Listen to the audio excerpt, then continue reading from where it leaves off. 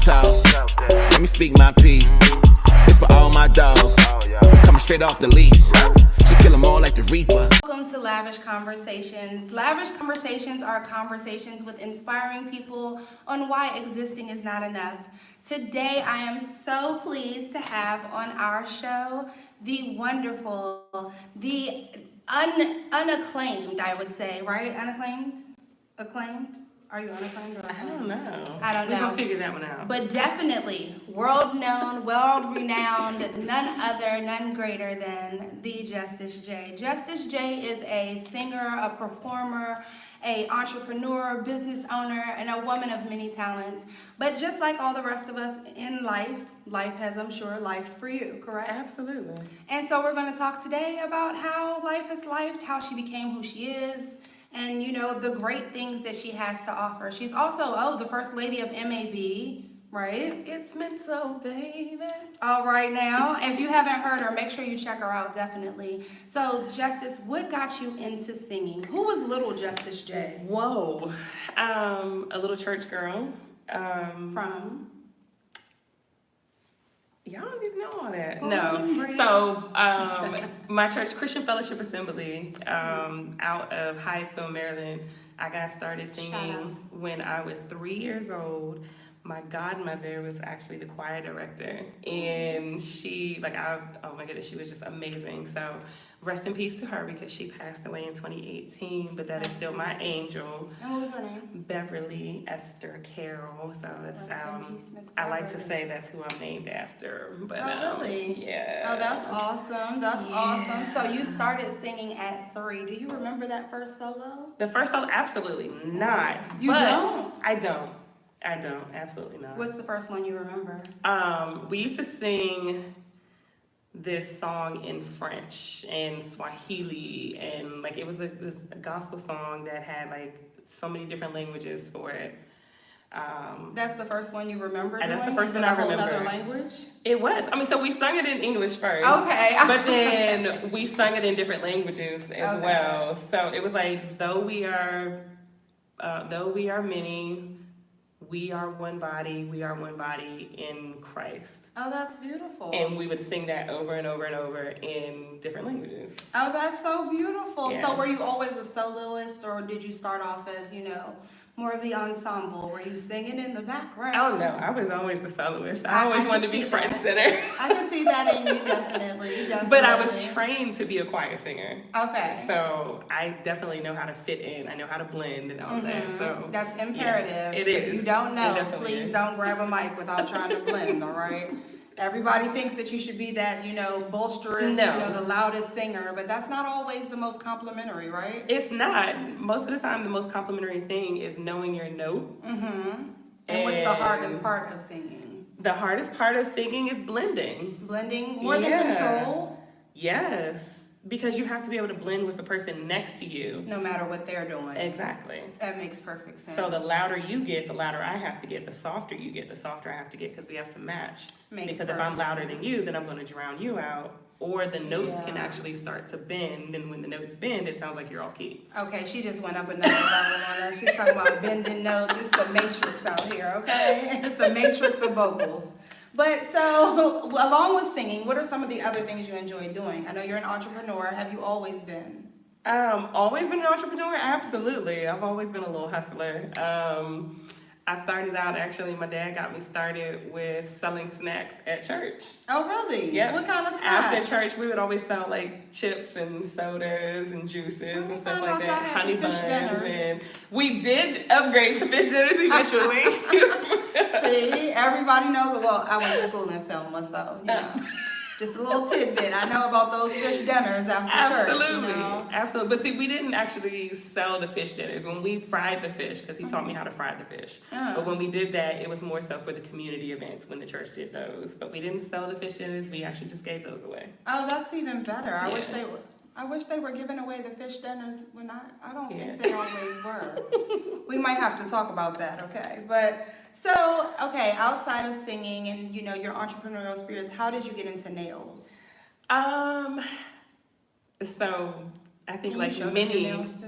so like many women, these are my current nails. I don't know if you guys can see those, but like many women, we go to the nail salon, and every woman has that one experience to where she gets nicked and you start bleeding, and then an infection comes. So I had that one time where a nail tech nicked my finger, but they didn't put the antiseptic on my finger, so I ended up getting an infection on my finger. That was the last time that I went. So I said, you know what? I'm going to learn how to do this myself. How many of us have been nicked, you guys? I'm just saying, my uncle had the same situation. Yeah. Seriously. Yeah. He went and got his got a manicure or a pedicure and got nicked in the same type of situation. Yeah. And he's still dealing with residual effects. Because they don't clean their stuff the way that you're supposed to clean them. Or sanitize even the environment, right? Yep. Yeah, I think that's a very important thing. And, you know, of course, we want to support our local, homegrown, you know, artists and entrepreneurs as well. Now, okay, you got into nails, your artistry. How do you manage your artistry? How do you manage your business side of things with the artistry as well? Ooh, that's pretty difficult, but pretty easy at the same time. Square, shout out to Square. If I can get a sponsorship from Square, That's hello. always a good thing. But yeah, I do everything through Square. Okay. Literally everything. All of my services, my booking, my calendar, information, my... Oh, where do they find you on Square? You can find me at jonesgirlcreations.square.site. Jones Girl Creation? Yes, Jones Girl Creations. One girl. Yes, Spelled the right way. Yes, spelled the right way. Yeah. JONESGIRLCREATIONS.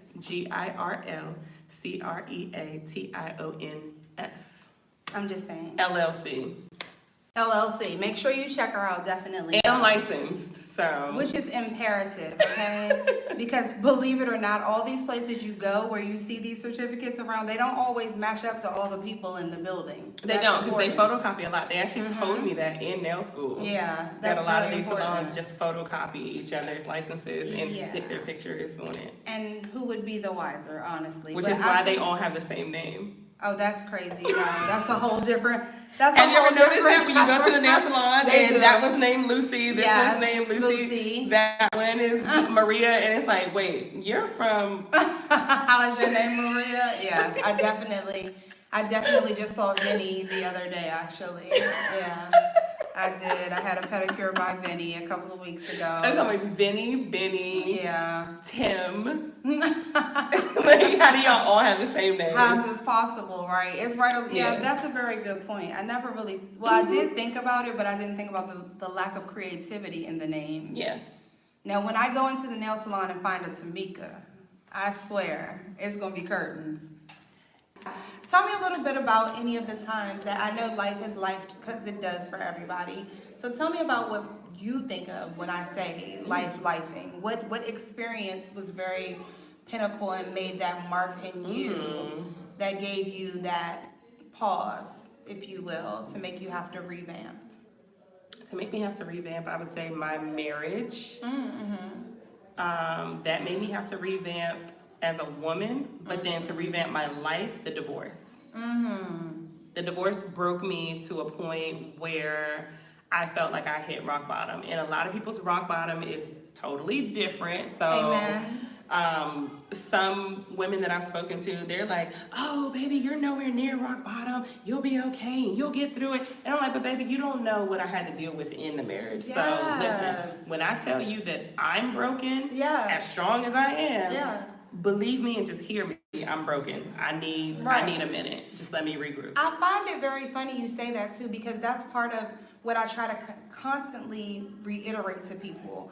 What you can carry, I might not be able to carry. Exactly. And what I can carry, you may not be able to. So like my divorce for me was like, okay. Yeah. You know what I mean? But I have seen people who just on a breakup from their boyfriend or girlfriend. I mean, I'm sure we all have, who have, I know of someone actually who committed suicide. You know what I mean? So in high school. So like, we all have to, what I want people to always be aware of is that no matter who you are, there's one thing guaranteed, and that's that life is going to life. You know what I mean? But no matter what you're dealing with, there's somebody who's dealt with exactly what you're dealing with and who not only survived it, but they're thriving afterwards, Yes. you know? So like, look at you today, you know what I mean? I would have never guessed that, you know, a divorce or even any type of separation had ever hit you, let alone made you feel like you were broken, you know what I mean? But that's what that feels like. When you feel like you hit rock bottom, sometimes though, do you think you need to hit rock bottom for that bounce that you take up? Do you need to hit rock bottom? No. Because sometimes you just need a kick in the ass. Excuse my language. No, that's a good point. So everybody, and again to the same point, everybody's kicking the ass looks different. So Yes. motivation to you could be me just being a cheerleader and saying, hey Mika, you can do it, you can do it, you can do it. Right. But then motivation to me could be like, you telling me, hey Justice, you need to do X, Y, Z. Right. And this is how you need to do it. Right. Okay. Have you done it yet? Have you done it yet? Have you done it yet? Yes. Justice, you need to do it. Yeah. So some people need a coach, and Yes. some people just need that Pat on the back or that push. exactly. Yeah. So it looks a little different for everybody. And I love that. That's so true. Yeah. That's so true. And too many people aren't aware of that, whereas that's so prevalent. And we're all such unique beings that's why what you need might be different from what I Exactly. need versus the next person, Yep. you know?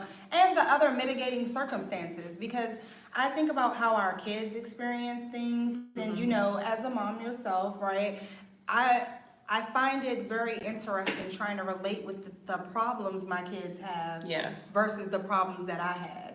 And I try not to, you know, laugh them off or brush off their problems like they're minimal or anything, but they do seem very minimal to some of the things I'm we sorry. experience. I laugh at them. I laugh at them because I feel like in today's society, we are desensitizing our kids and making them too sensitive to things and making them like overthink things. Because Oh, I do why are agree we with that. telling our children, oh, you're depressed? Yeah. You're 5. Yeah. Shut the hell up and go Yeah. do what I told you to do. You said get a straw, open it up, and suck it Yeah, up. like when I'm not about to do that. I'm not that Yeah. parent. I'm not a like I'm gonna put my hands on you type of parent. Right. Have I spanked my children? Absolutely. Have I had to square up with my oldest child? Absolutely. But I'm also a recently had an gentle. issue like that. I'm also a gentle parent because when I'm trying to teach you, Right. I'm going to try to get you to understand things. Yeah. And when you can't understand things, then okay, again, it goes into another teaching moment. And then that goes into another teaching moment. Right. The only time where I feel like I need to use more aggression or whatever is when you feel like you can stand face to face and square up with me. Right. Okay, Right. cool, let's do it. Right. If we're the same, if we're There you equal, go. let's go But ahead and test the theory. no, my kids, no, I'm not doing that. I'm not doing all of that. But you know what I do stuff. think about though? So do you think our kids are though a little more sensitive than us because, right, when we were little, we didn't have some of the worries that they have. Like domestic terrorism is a very realistic threat now. Whereas when we were little, if somebody even suggested that like someone was gonna fly a plane into the school, they actually do drills at school in the middle of your regular scheduled day where you have to hide under your desk Yeah. in case one of your classmates spazzes out and starts shooting you all. I couldn't even picture it. You know what I mean? And definitely, So- yes, people were shooting people in my, you know. I was gonna those say, but see, age this is ranges, again, but- this is this sensitivity thing. I think because let's really think about it. When I was in elementary school, were kids bringing weapons to school? Absolutely. But like, nobody let's stop would dare playing. come in there and shoot up your Let's school, stop though, 'cause playing. they would get shot. They would. Maybe that's why. But that's what I'm saying. Like, let's stop making many it weapons. seem like, oh my God, this is new. Well, this the would whole never happen. The Yes, it Trade Center would. Yes, it situation, would. though, and everything. Don't get me scary. started on that because that was an inside job. That's Oh, a whole nother no. conversation. I'm talking about the fear that it created, though, which I do Okay. think. Oh, hold on. And now. the I government think- created that fear. And I think the government gets off on Thank you. making us scared of things. Thank in you. all honesty, That's But what I'm saying. That's a whole- that's what I said. That's a whole nother different conversation. Yes, but That'll be part 2. Yes, part 2 definitely into our conspiracy theories. But that's what I'm saying. When you introduce too many things to your children too soon, then that creates a fear. Like my parents Yeah. kept me sheltered for a reason from certain things until they felt that I was mature enough to handle them. Right. When you are introducing certain things to your children at such a young age, why are you talking to a 3-year-old about gender identity? Now, see, I agree with that also. because I feel like the key word that tells me anyway that it's not appropriate for my 3-year-old as a conversation, or not appropriate, but not relevant, is the whole sexuality thing. Yeah. Sexuality. I don't should talk not to be my a thing children for about my that. 3. Exactly. Yeah, I was about to say, I don't even like my kids, like, sexy is not even a word Thank you you. describe about Thank yourself. you. Nothing about you is sex. What you do in your household is your business. Yeah. But do not tell me how I need to raise my children Yeah. in my house. I agree with that wholeheartedly. Yeah. How do you deal with your kids and their artistic, you know what I mean, or creative sides? Like, do you have... My children are very creative, I was very about to artistic. say, My when you- oldest daughter is a singer, and she's also an artist. She draws. Oh, really? And she draws. That is actually, I guess, let me say, for lack of better words for today's society, how she handles her anxiety. Okay. But in the real world, to me, it's Mm-hmm. just how she likes to pass time. Right, yeah. It's an outlet. That's what she enjoys. It's a to creative do. outlet. Thank you. Yeah. But she Yeah, does it all the time. How she deals with her anxiety. Because that's what teachers, more. because her teachers try to label her as that. And well, you know, she sits in class and she draws, and I think she does it when she gets really anxious. No, she does it because she's bored. I hate those descriptors. 'Cause She's I really feel like bored kids with what you're embrace doing. them and hold on to them. Yeah. And like that's their Don't label my new- child. Yeah, that's Don't do who I that. am now. My youngest, both of her parents, me and her father, are, well, let me rephrase, her father and I. She did say both of her parents, like she knew them and wasn't one of them or something. I thought you were going to unveil something there. We're both musically inclined, so he plays the keyboard and I sing. So My youngest- she is in the middle of trying to learn how to play the keys and make beats at the same time. Oh, that's But then when beautiful. she's with me, she's learning how to sing, so she's getting the best of both worlds.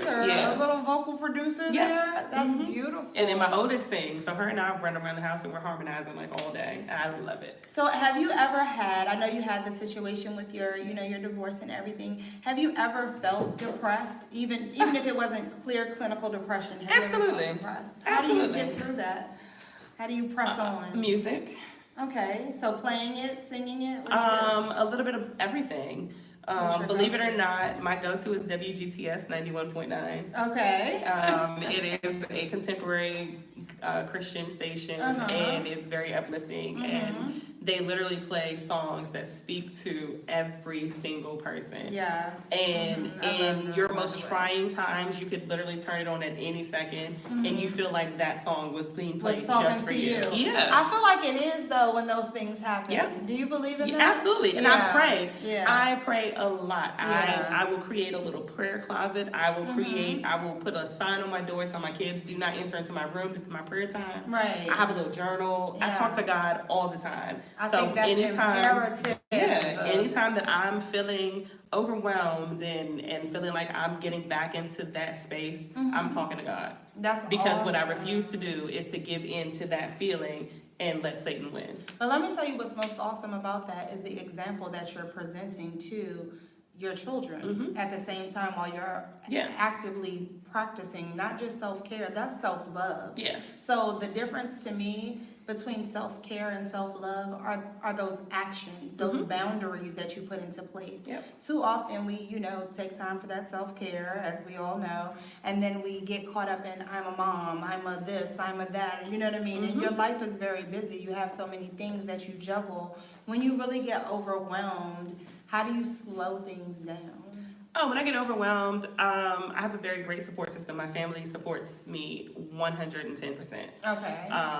So Is everybody local? absolutely. Okay, Yep. beautiful. All of my family is within That's 20, beautiful. 25 minutes of each other. So if I need to take a break, I can call my sister, I can call my mom, I can call anybody in my family and say, hey, that's can you watch my kids for me for a minute? I love that. For the weekend, and I'll book me a quick flight and go out of town for 2 days. Shout out to the J Like- family. Really though, because Yeah. that's so integral, that's imperative, and if we don't support one another, you know, you find yourself isolated or feel isolated. Yep. And then you find yourself further in that depression. So tell me, as we're wrapping up kind of, I know I've kept you for plenty of time, and I do plan on bringing her back. We're also going to do some panels. There are big things happening, and stay tuned on my page to see updates. I'm going to try to make sure I give you all updates as to what she's doing and where she's at, in case you want to find her where she is. I apologize to my English teacher. So tell me, are there any things that what are some words of wisdom that you would like to share about just pressing forward and why existing is not enough? Why you really have to live life? Because that's one of my big things, you know? I think that goes to what we just spoke about labels. Don't let other people label you. Because when you let people label you, you're letting them put you in a box. And when you let people put you in a box, then you're putting limits on what you can do. Yes. And I don't really look at potential. I look at what is your vision, because your potential and your vision and your goal and your motivation they're going to be all different things. Right. Because I can sit here and write down what my goal is. That doesn't mean I'm going to do it. Right. How about that? I can have a vision, but that doesn't mean that I have the want to actually make it come to fruition. So actually saying to myself, all right, this is what I'm going to do, and putting a plan, not, like I said, not potential, putting a plan into place and in action. My favorite thing, faith without works is dead. Yes. This is girl. We're going to have offering right after this.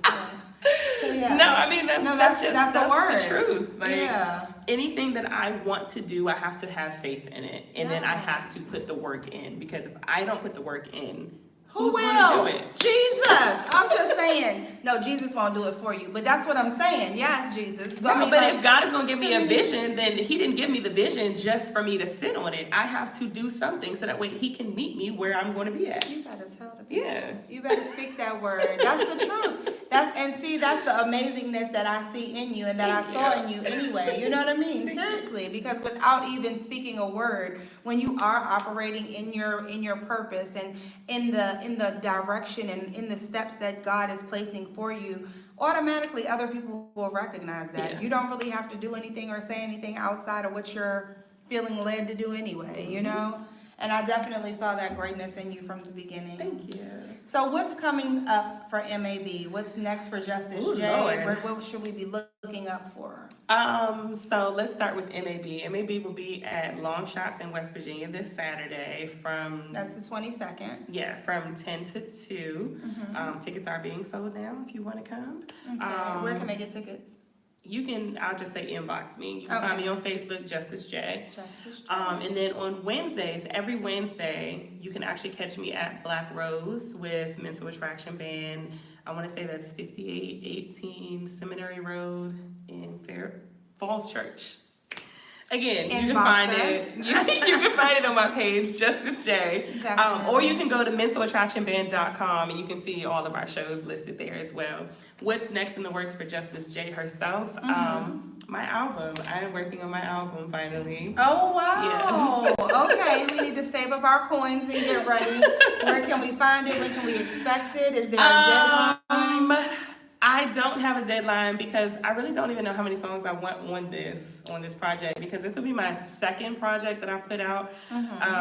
But this one means so much more to me. So I don't know if I want to do like an EP and only have like 5 or 6, or if I want to do a full-fledged thing and have like 18 songs. I don't know. You can give us like a teaser though, right? Somebody else said that, but I said no, because if I give you a teaser, then I'm gonna get comfortable with that and I'm not gonna do nothing else. That's very true.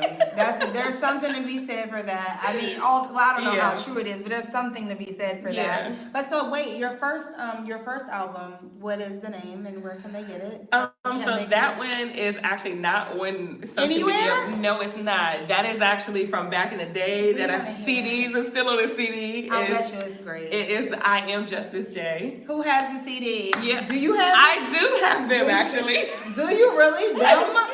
I'm gonna buy a copy, you guys. I'm gonna buy a copy and I'm gonna let you know what was popping. I have them on MP3 too, so if anybody wants them, you can definitely still purchase one. What's the name of the album? I Am Justice J. I Am Justice J. And what's the price? The price was $9.99. $9.99. So inbox her and you may be able to get an MP3, but I'm gonna get my copy because I've got to hear this. That was back in the day when I was actually making my own CDs and I was signing them too. So you actually got a signature on the CD. Oh wait, you can get an autographed CD? This might be worth more than the $9.99 she's charging people. I'm just saying. But yeah, definitely check out Justice J. Where can they find you on all your socials? Justice J on Facebook, DMV Songbird on Instagram, and I don't even be posting on TikTok, but so I'm not even going to. But where is it in case she gets started? Go ahead. Where can be honest, I don't even know what my name is on TikTok. That's terrible. I like to look at other people's videos. I don't care to post. Well, thank you so much for coming. Thank you all for tuning in. We will be back again, definitely. Stay tuned. Make sure you check out Justice J. You are amazing. I really appreciate you. Thank you for having me. Oh, thank you for coming. Make sure y'all check out Lavish Conversation. Yes, because we will be having more. And stay tuned for some great new announcements. We're going to have some Battle of the Sexes going on. We'll be back with Mr. Tripper. If you don't know, you will know soon. Jack Trip to be exact. Yeah, that's more his name, but Mr. Tripper if you're nasty. All right, y'all have a great day. Be the best you can be, because there's nobody out here better suited for that job. And we'll talk to you soon. Thanks.